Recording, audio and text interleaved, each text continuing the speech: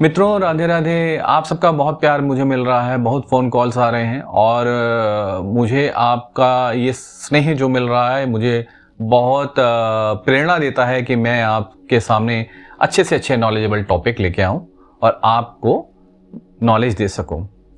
आज भी मैं इसी पथ पर एक आपके सामने बहुत इंटरेस्टिंग टॉपिक लेके आया हूँ, पर मैं आपसे गुजारिश करता हूँ कि अगर आप मेरे साथ इस वीडियो के अंत तक बने रहते हैं तो मैं यकीन से आपको कह सकता हूं कि आपको बहुत अच्छे नॉलेज का आज आपको बहुत अच्छी आपको नॉलेज मिलेगी।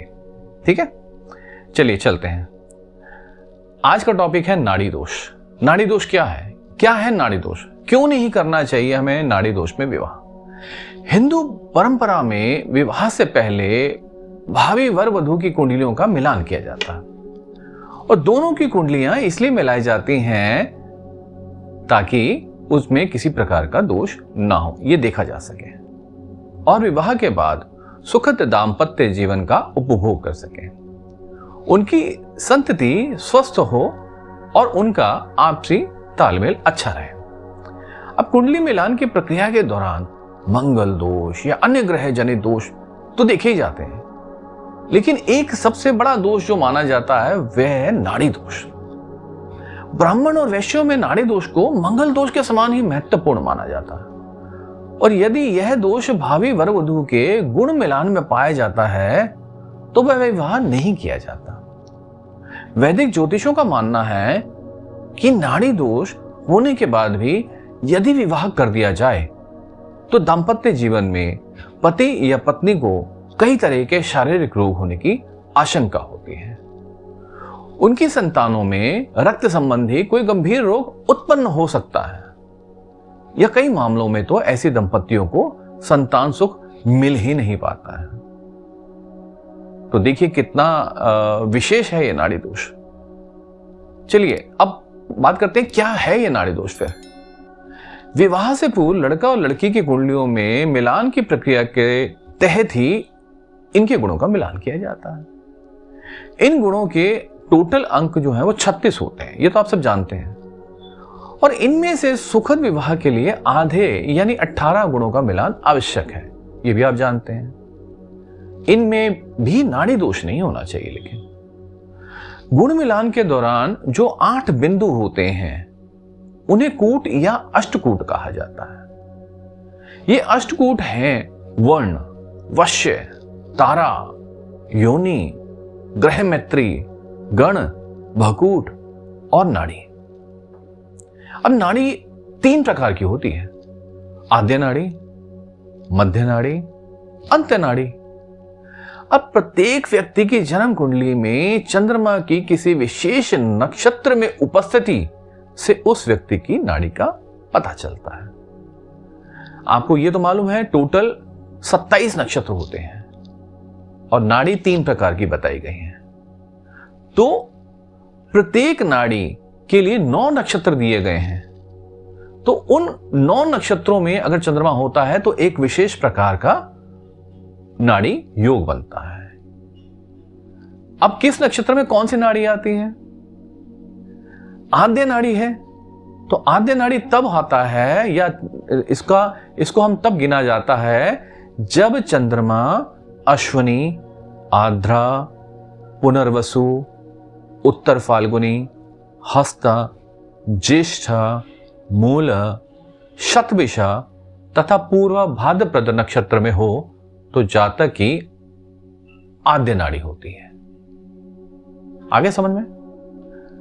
अब नेक्स्ट हम 9 नक्षत्रों पे आए तो हम मध्य नाड़ी की बात करते हैं। चंद्रमा जब भरणी, मृगशिरा, पुष्य, पूर्वा फाल्गुनी, चित्रा, अनुराधा, पूर्व आषाढ़ा, धनिष्ठा तथा उत्तरा भाद्रपद में आता है तब हम कहते हैं कि जातक की मध्य नाड़ी है।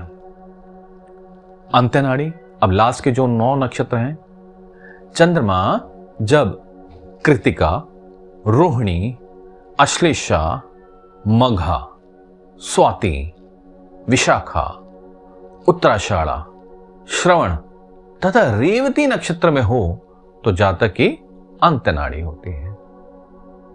समझ गए? अब कब होता है ये नाड़ी दोष?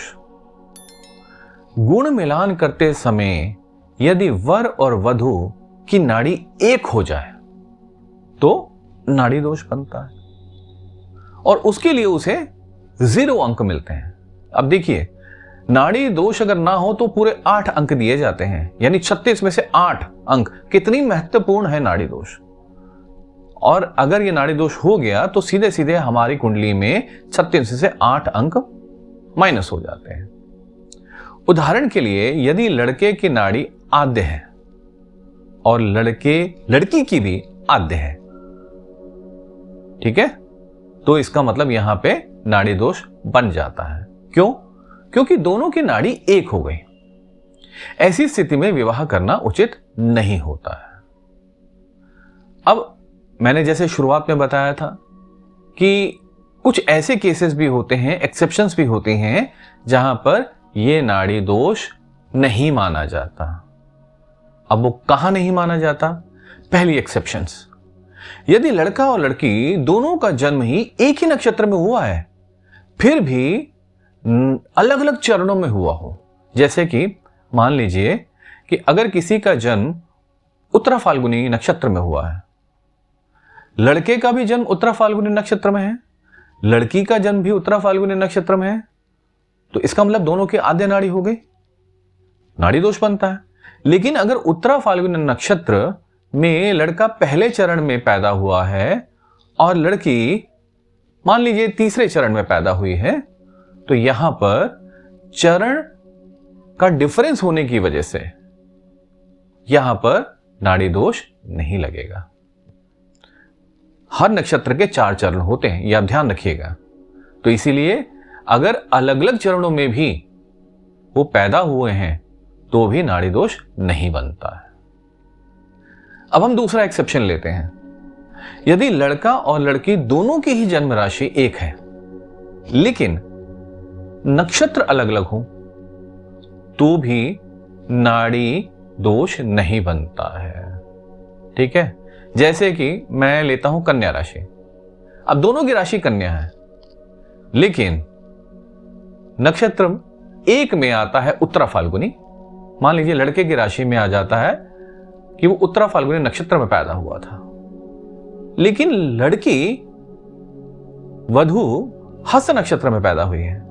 अब देखा जाए तो उत्तरा फाल्गुनी नक्षत्र और हस्त नक्षत्र दोनों ही आद्य नाड़ी में आते हैं, यानी दोनों की ही नाड़ी आद्य होनी चाहिए।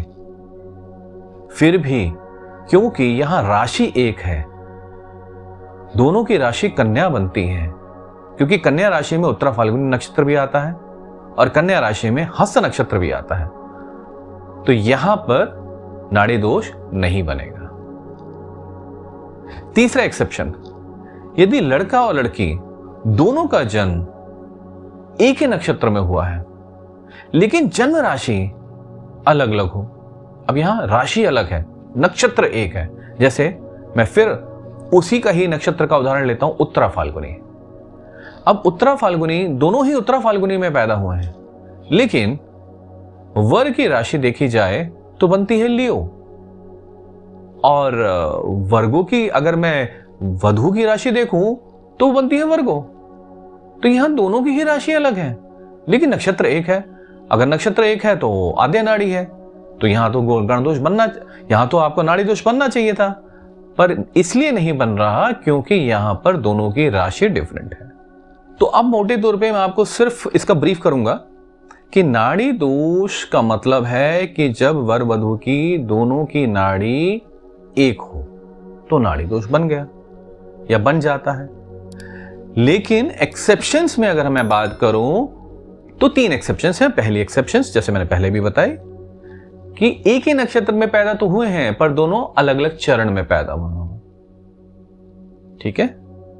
दूसरा, एक ही राशि है पर 2 अलग अलग नक्षत्रों में पैदा हुए हों, हालांकि दोनों नक्षत्र उसी नाड़ी में आ रहे होंगे, लेकिन फिर भी राशि एक है। राशि एक है तो यहां पर आप इस एक्सेप्शन को ले सकते हैं कि भले ही वो 2 अलग अलग नक्षत्रों में पैदा हुए हैं पर फिर भी यहां पर नाड़ी दोष नहीं बनेगा। तीसरा, नक्षत्र एक है पर राशि डिफरेंट हो गई, राशि अलग अलग हो गई, तो भी नाड़ी दोष नहीं बनेगा। जैसे मैंने आपको एग्जांपल दिया उत्तरा फाल्गुनी का।